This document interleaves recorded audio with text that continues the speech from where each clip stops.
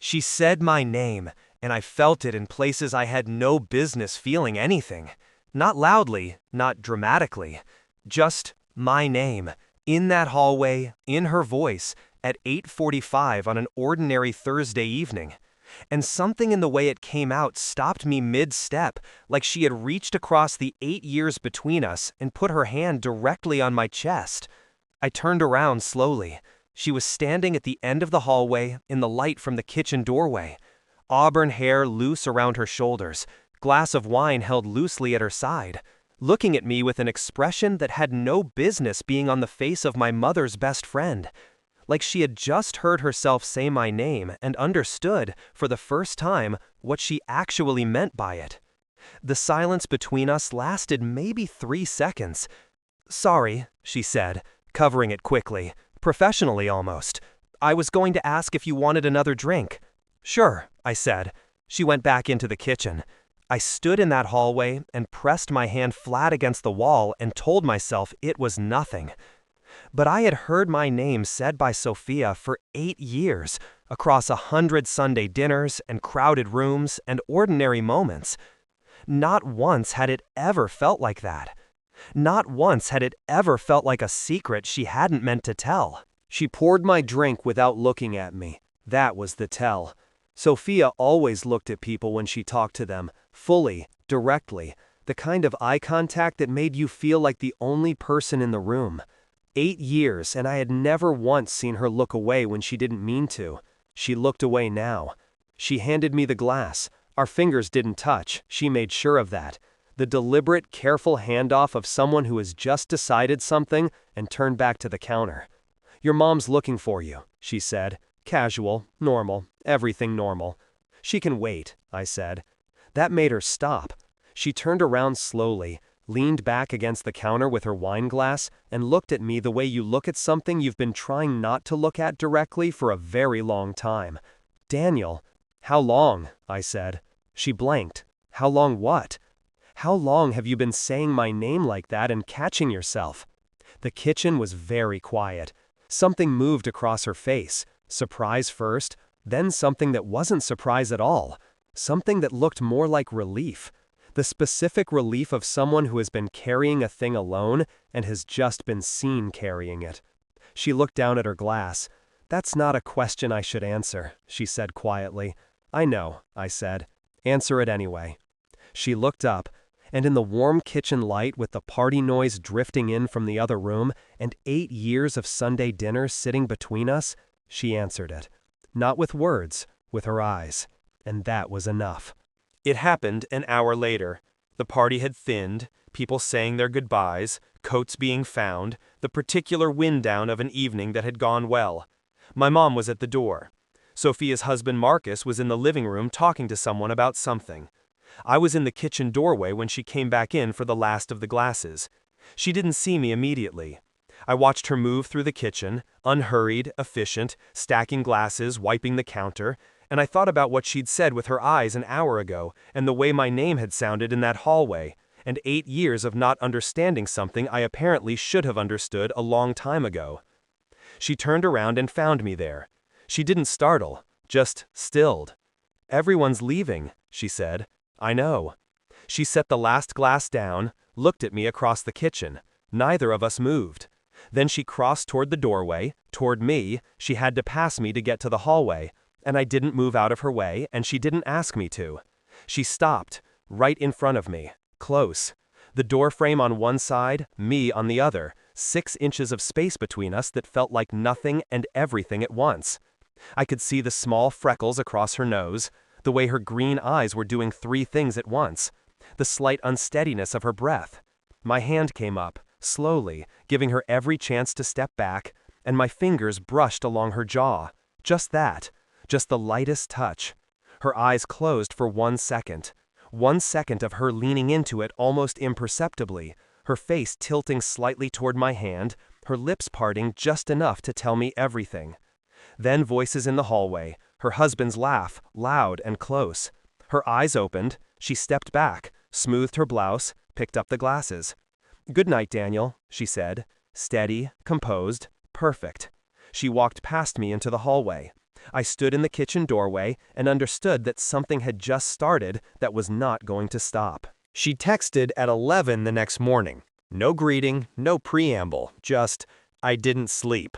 I stared at it for a long time before I typed back. Neither did I. 3 dots appeared, disappeared, appeared again. We should talk. Yes. Not here. Not anywhere near here. I knew what she meant. Not anywhere near my mother. Not anywhere near Marcus. Not anywhere near the 8 years of Sunday dinners that would look completely different in hindsight to everyone who had been sitting at those tables. We met at a coffee place 40 minutes from either of our lives. She was already there when I arrived, hands around a mug, the particular stillness of someone who has been sitting with something for a long time. I sat down across from her. She looked up. In the daylight, away from the party and the kitchen and the charged dark of that hallway, I thought maybe it would look different. Maybe the distance would make it reasonable. Maybe she would look at me the way she had always looked at me, warmly, familiarly, the way you look at someone you've known since they were young. She didn't. She looked at me the way she had looked at me last night, like I was something she had no idea what to do with and couldn't put down. "I owe you an apology," she said. "You don't." "I do. Last night She stopped, looked at her coffee. "I've been very careful for a long time, and last night I wasn't careful." "Why?" She looked up. "What?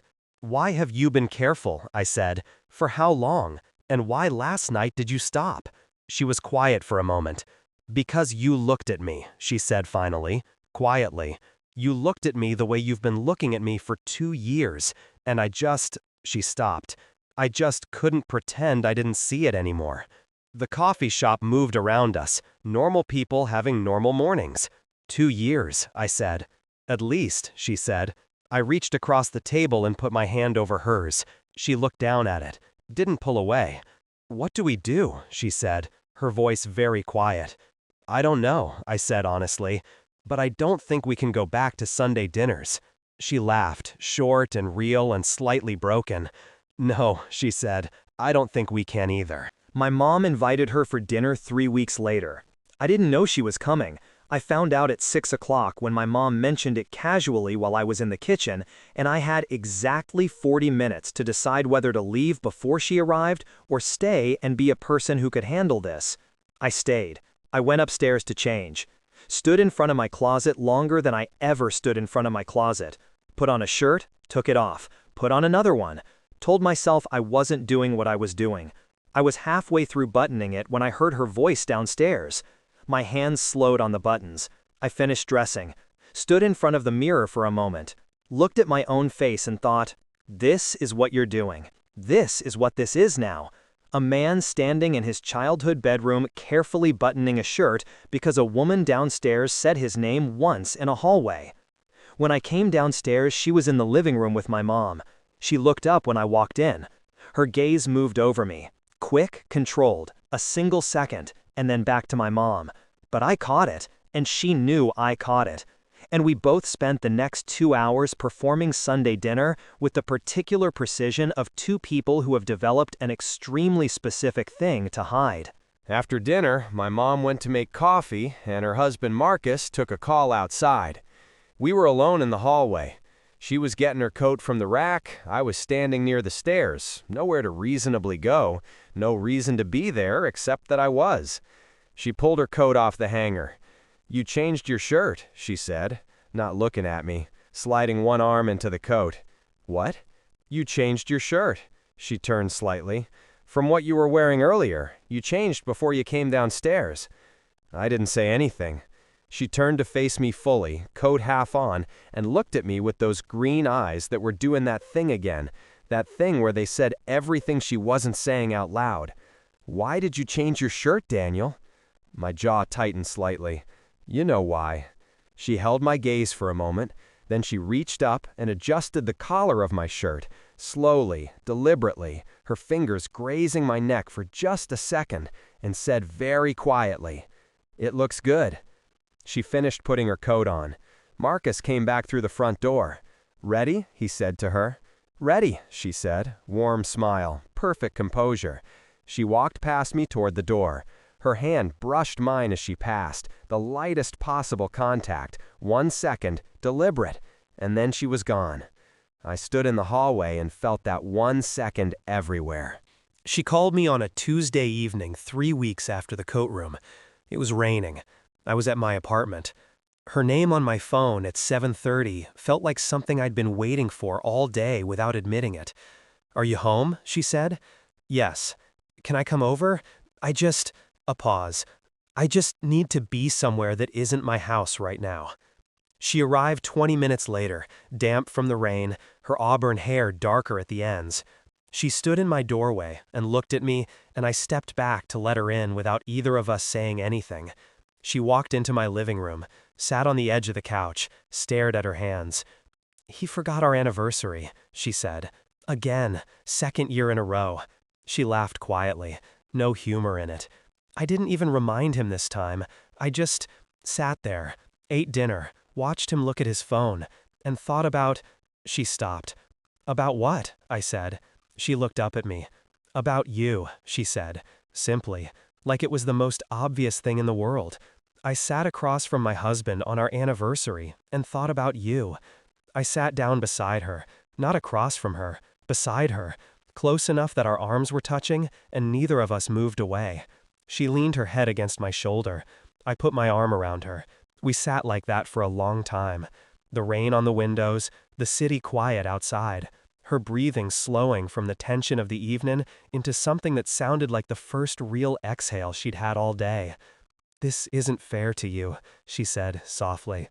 "I know," I said. "Or to Marcus." "I know." "Or to your mom." "I know." She tilted her head up slightly, looking at me from very close, her green eyes searching mine for something. "Then why does it feel like the only honest thing in my life right now?" she said. I looked at her for a long moment. Then I did what I had been not doing since the hallway. I kissed her. Soft, slow, my hand at her jaw, her breath catching just slightly, her fingers curling into the front of my shirt. It lasted exactly as long as it needed to. When I pulled back, she kept her eyes closed for a moment. Then she opened them and looked at me. Neither of us spoke, because some things don't need words. Some things are complete exactly as they are. She didn't stay. She sat for another hour, her head on my shoulder, my arm around her, the rain slowly stopping outside, and then she straightened up, took a breath, and said she needed to go home. I walked her to the door. She stopped on the threshold and turned back to me. "I don't regret it," she said, looking at me directly, honestly. "I want you to know that. Whatever happens, I don't regret it." "Neither do I," said.